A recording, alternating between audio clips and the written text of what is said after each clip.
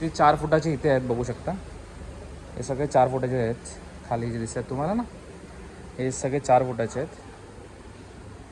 हा एक सुंदर दिसतोय, डिफरंट आणि लुक पण याचा भारी आहे एकदम. या वाव, डोळे किती एकदम मस्त वाटतात ना सगळे.